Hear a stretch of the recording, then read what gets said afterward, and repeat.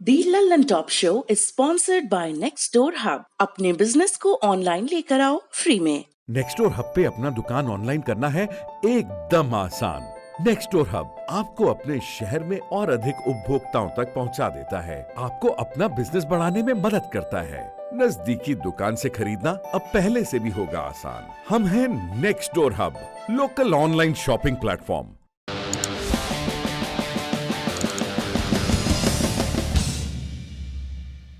नमस्कार, सौरभ द्विवेदी नाम है हमारा और आप देखना शुरू कर चुके हैं दी लल्लन टॉप शो। बड़ी खबर में आज बात होगी बेरोजगारी की। कोरोना संक्रमण के दौरान नौकरियां जा रही हैं, पैसा आ नहीं रहा, खर्च वहीं का वहीं। लेकिन सबसे पहले आपको दिखाएंगे एक वीडियो जो खर्च बढ़ने के बारे में है। पुराना वीडियो है लेकिन मायने नए हैं, देखिए।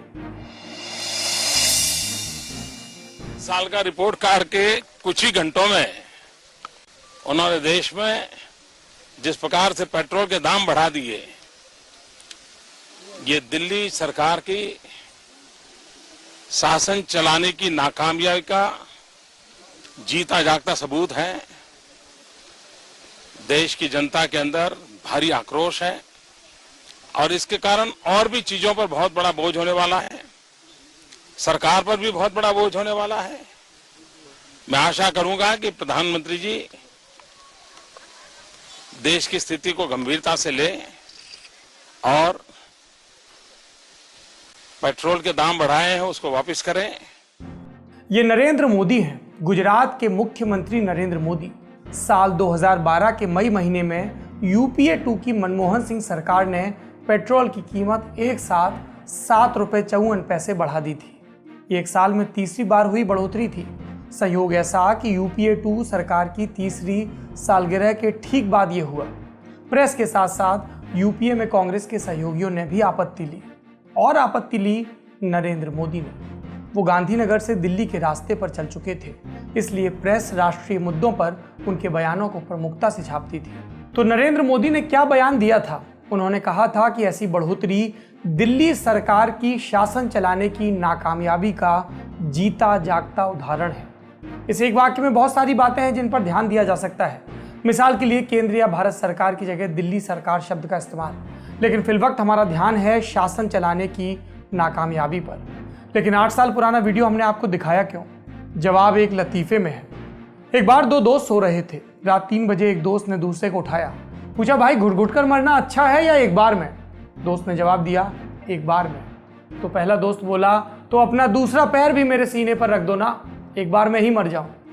नरेंद्र मोदी सरकार भी लगता है कि सो गई है तेल का दाम हमारे कलेजे पर रख के। पिछले 2.5 हफ्ते से लगातार पेट्रोल और डीजल की कीमतें ऊपर गई हैं। 18 दिन में डीजल 10 रुपए से ज़्यादा और पेट्रोल 9 रुपए से ज़्यादा बढ़ा है। डीजल तो बढ़ते बढ़ते पेट्रोल से आगे निकल गया।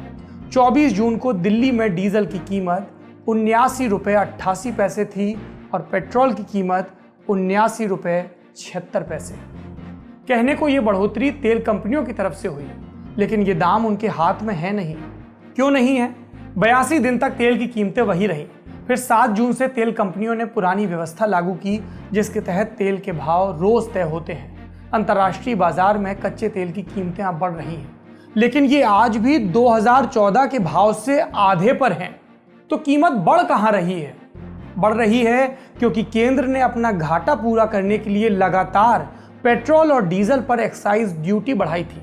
कुछ बढ़ोतरी राज्यों द्वारा लगाए गए टैक्स से भी हो रही है।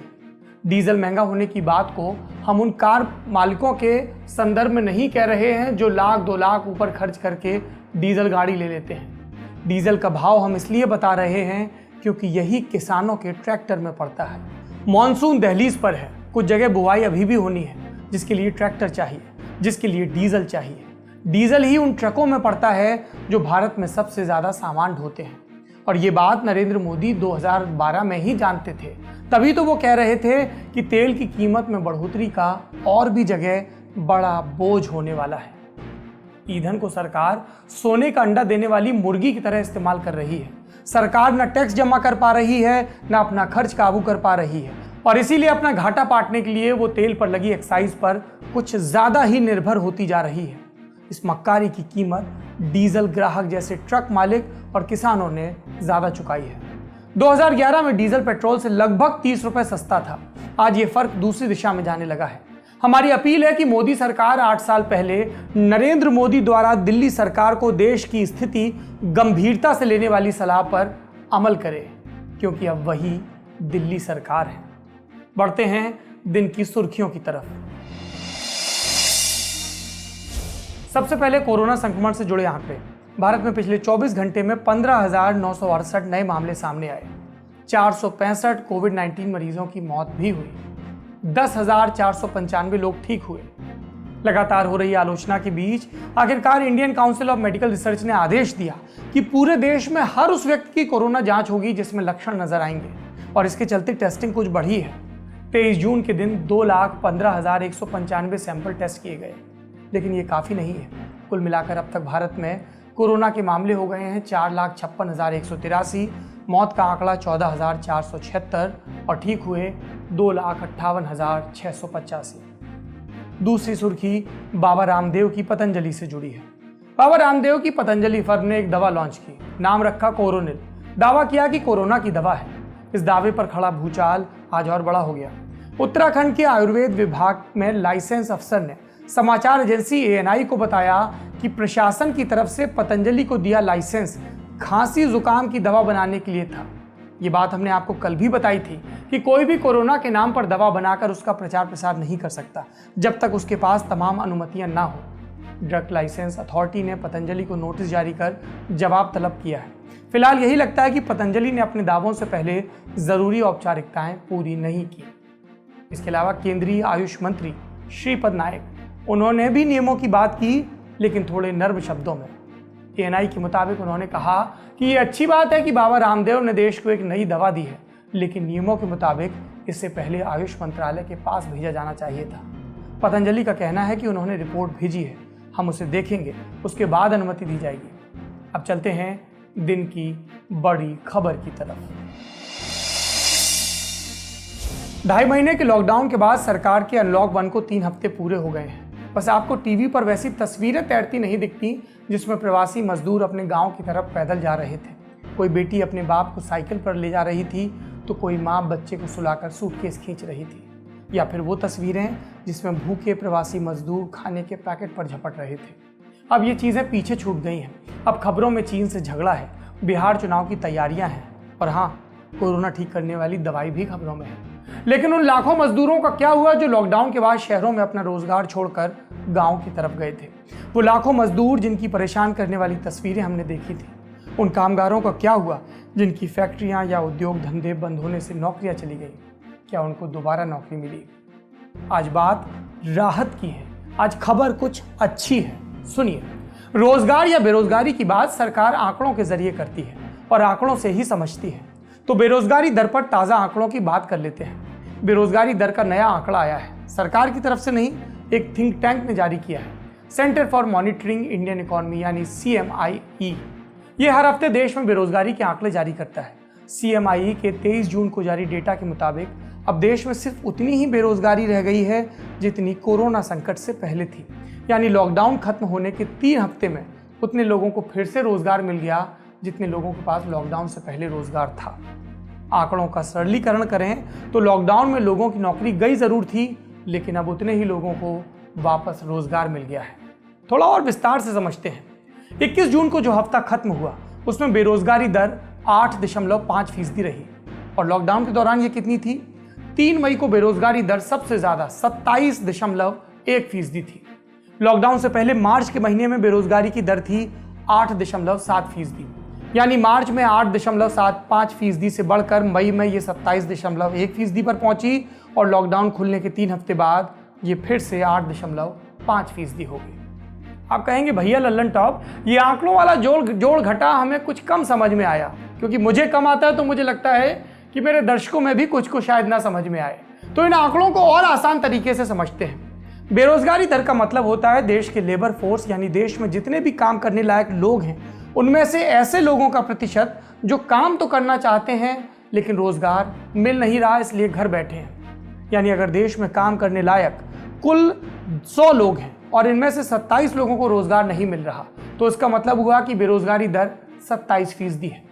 लॉकडाउन से पहले बेरोजगारी की दर थी 8.75%, यानी 100 लोगों में लगभग 9 के पास नौकरी नहीं थी। ऐसे लोगों की संख्या मई में 27 तक पहुंची औसतन, और फिर जून के तीसरे हफ्ते में CMI के आंकड़ों के मुताबिक वापस 9 से नीचे आ गई। तो इसका क्या अर्थ निकला? लॉकडाउन से अर्थव्यवस्था और लेबर मार्केट को जो नुकसान हुआ था उसकी भरपाई क्या हो गई? ये सवाल हमने अर्थशास्त्रियों से पूछा। मेरा मानना यह है कि ये थोड़ा इनकम्प्लीट पिक्चर है। जो आज की परिस्थिति है इसमें हमें सिर्फ CMI का ही डेटा नहीं देखना है, इसको हम 3-4 चीज़ों के साथ देखना चाहिए। पहली चीज़ ये है कि GDP प्री कोविड क्या थी। प्री कोविड GDP थी 4.2%, जो कि काफ़ी कम थी Q4 का जो नंबर था।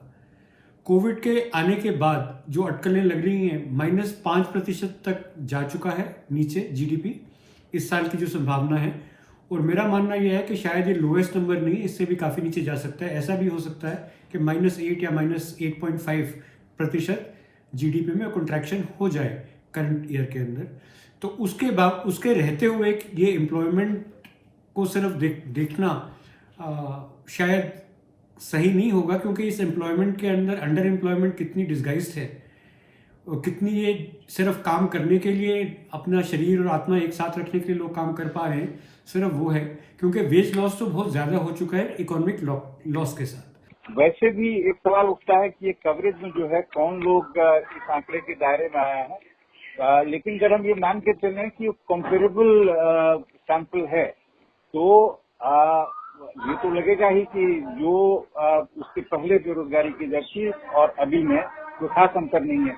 लेकिन एक चीज जो शायद ये कैप्चर नहीं कर पा रही है वो जिसको कहते हैं एम्प्लॉयमेंट या अंडर एम्प्लॉयमेंट, यानी कि मान लीजिए पहले अगर हम 8 घंटे पूरे दिन का जो है रोजगार कर पा रहे थे और अभी अगर हमें 2-3-4 घंटे भी मिल जा रहा है तो हम रोजगारों की गिनती में जो है जगह पा जा रहे हैं।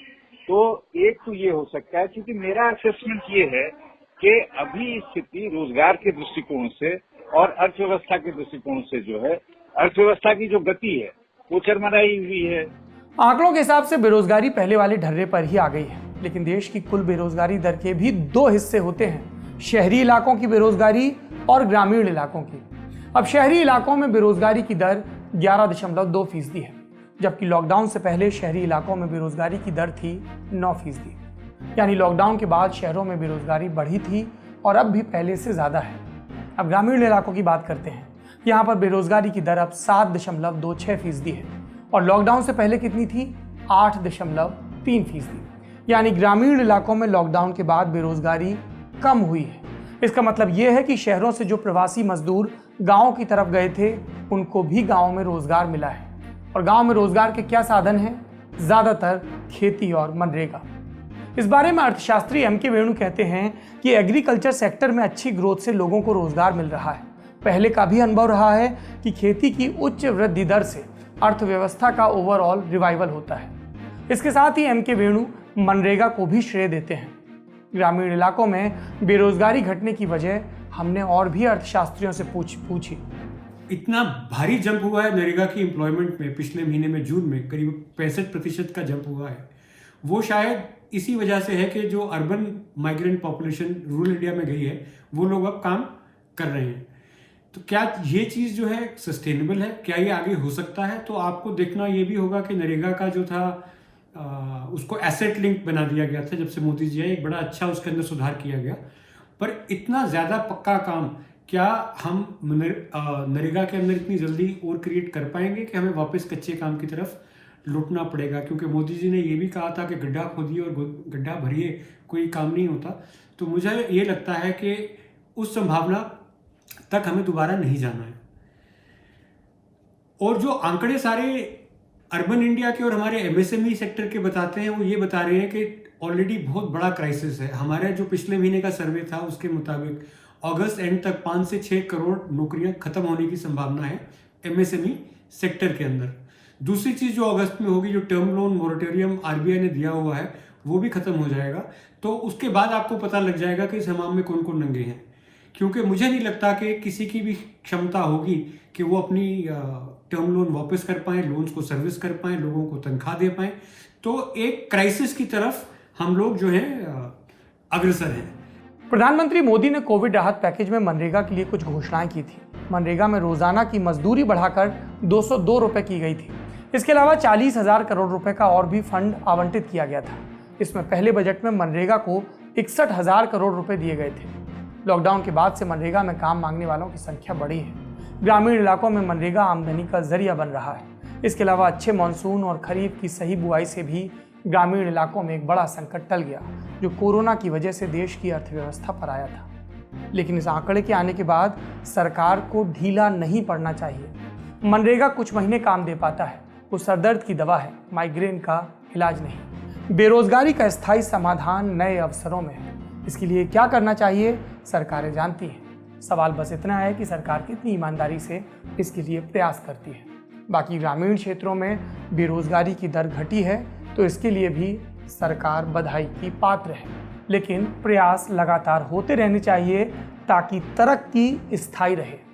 रक्षा मंत्री राजनाथ सिंह आज रूस की राजधानी मॉस्को में 75वीं विक्ट्री डे की परेड में बतौर मेहमान शामिल हुए। ये परेड दूसरे विश्व युद्ध में मित्र देशों की विजय की याद में होती है। मई में होने वाली ये परेड कोविड-19 के चलते बढ़ा दी गई थी। 24 जून को हुई इस परेड में भारत की तीनों सेनाओं की एक टुकड़ी ने भी हिस्सा लिया। कुल 19 देशों की सेनाओं को निमंत्रण मिला था, जिसमें से एक चीन भी था। लेकिन राजनाथ सिंह ऐसे नाजुक मौके पर सिर्फ परेड देखने नहीं गए थे।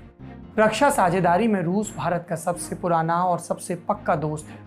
इसलिए राजनाथ सिंह 3 दिन का वक्त निकाल कर गए थे ताकि रूस में रक्षा समझौतों से जुड़ी बैठकों में खुद हिस्सा ले सकें। 23 जून को मॉस्को में उन्होंने कहा कि रूस ने कोविड-19 के बावजूद सभी सैन्य कॉन्ट्रैक्ट्स को समय से पूरा करने का वादा किया है। कुछ खास मामलों में वो डिलीवरी को तेजी भी देने में राजी हो गए हैं। भारत रूस से S-400 ट्रायम्फ मिसाइल सिस्टम की 5 रेजिमेंट्स खरीद रहा है, जिनकी डिलीवरी इस साल के अंत से शुरू होनी है। इसके अलावा तीनों सेनाओं से संबंधित कई और कॉन्ट्रैक्ट हैं। तो यह तो हुई हमारी तैयारियों की बात। अब चीन का मोर्चा देखते हैं। गलवान घाटी में संघर्ष के बाद चीन की सरकार इस मसले पर कुछ भी बोलने से परहेज कर रही है, तो PR का सारा काम अखबारों के जिम्मे है। चीन की कम्युनिस्ट पार्टी का मुखपत्र है पीपल्स डेली। इस अखबार ने society for oriental studies of Russia नाम के एक फेसबुक ग्रुप पर विशेषज्ञों के हवाले से लिख दिया है कि अगर रूस चीन और भारत के बीच चीज़ें बेहतर करना चाहता है तो ऐसे नाजुक मौके पर भारत को हथियार मुहैया कराना ठीक नहीं होगा। वायुसेना के घटते स्क्वाड्रंस देखते हुए भारत सरकार रूस से 30 लड़ाकू विमान बिना देरी के खरीदना चाहती है। इसमें MiG-29 और सुखोई 30 MKI होंगे। अखबार इसी मड़ंगा लगाने की बात कर रहा है। पीपल्स डेली का एक छोटा भाई भी है, ग्लोबल टाइम्स। ये अंतर्राष्ट्रीय मामलों पर कम्युनिस्ट पार्टी की लाइन के मुताबिक खबरें छापता है। इसने एक ट्वीट कर दिया कि रूस में भारत और चीन के रक्षा मंत्रियों के बीच बैठक हो सकती है। चूंकि परेड के लिए चीन के रक्षा मंत्री वेई फेंगे भी पहुंचे थे, तो इस अटकल को बल मिला। लेकिन भारत के रक्षा मंत्रालय के अधिकारियों ने कहा ऐसी कोई बैठक तय नहीं की गई है। ग्लोबल टाइम्स चीन की पार्टी लाइन पर चलता है, लेकिन बैठक की उम्मीद अकेले उसे ही नहीं थी। भारत और चीन में चल रहे विवाद में रूस की एंट्री पहले ही हो चुकी है। अमूमन भारत और चीन अपने विवादों में किसी तीसरे देश को भाग नहीं लेने देते, लेकिन 23 जून को रूस के रक्षा मंत्री सर्गेई लावरोव ने रशिया, इंडिया, चाइना यानी कि RIC trilateral foreign ministers meeting करवाई। वीडियो कॉन्फ्रेंसिंग के जरिए हुई इस बैठक में मेजबान था रूस। इस दौरान हमारे विदेश मंत्री S जयशंकर और चीन के विदेश मंत्री वांग यी के बीच बातचीत हुई। गलवान घाटी में 20 भारतीय सैनिकों के शहीद होने के बाद ये पहली बार था कि दोनों नेता आमने सामने मिले थे।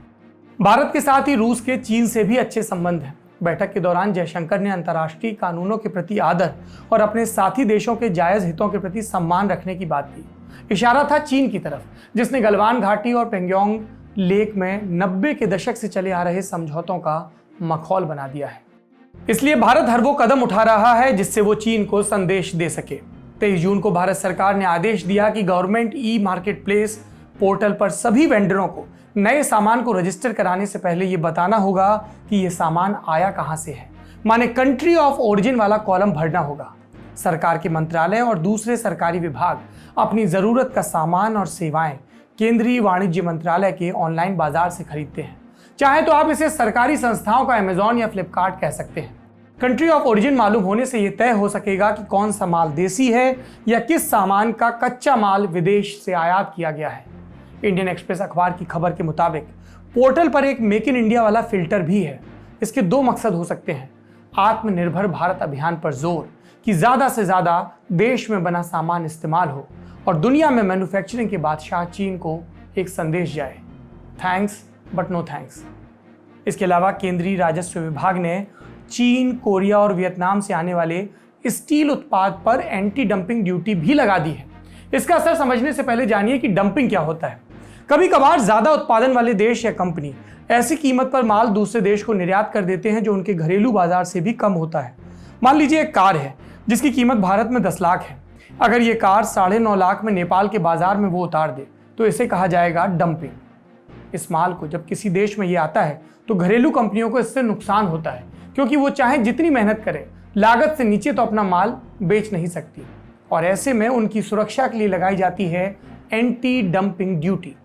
विश्व व्यापार संगठन यानी कि WTO के नियमों के तहत डंपिंग मामलों की जांच के बाद एंटी डंपिंग ड्यूटी लगाई जा सकती है। भारत में ये काम director general of trade remedies यानी DGTR के जिम्मे है। एंटी डंपिंग ड्यूटी लगने के बाद डंप किए गए सामान की कीमत बढ़ जाती है और घरेलू उत्पादकों को बराबरी से प्रतिस्पर्धा करने का मौका मिलता है। तो भारत चीन से निपटने के लिए हर मोर्चे पर तैनात दिखने की कोशिश कर रहा है, लेकिन अमूमन ऐसी कोशिशें ठोस नतीजे मिलने से पहले ही हवा हो जाती हैं। आत्मनिर्भरता और राष्ट्रीय सुरक्षा पर ठोस नीति एक ऐसा राग है जिसे हर सरकार अलापती है और फिर भूल जाती है। मोदी सरकार इस भूल को दोहराना नहीं चाहती, तो उसे चीन से आने वाले सामान को रोकने से ज्यादा ध्यान ऐसी स्थितियां पैदा करने में लगाना होगा कि हमें चीन से सामान मंगवाना ही ना पड़े। इसमें वक्त लगेगा और जुमले उछालने से ज़्यादा मेहनत भी। हम उम्मीद करते हैं कि हमारे देश की सरकार ये मेहनत करेगी। आज के ललन टॉप शो में इतना ही। चलते चलते आपको सुनाते हैं हरजिंदर सिंह लालटू की कविता आदतन बीत जाएगा दिन। अपना और अपनों का ख्याल रखिए। शुभ रात्रि। धीरे धीरे हर बात पुरानी हो जाती है। चाय की चुस्की, प्रेमी का बदन और अधकचरे इनकलाब। आदत पड़ जाती है चिंताओं से बातचीत करने की। पुराने पड़ जाते हैं ख्याल, फिर कहना पड़ता है खुद से चलो चाय बना लें। पेट में डालने के लिए बिस्किट गिनकर 2 ले लें।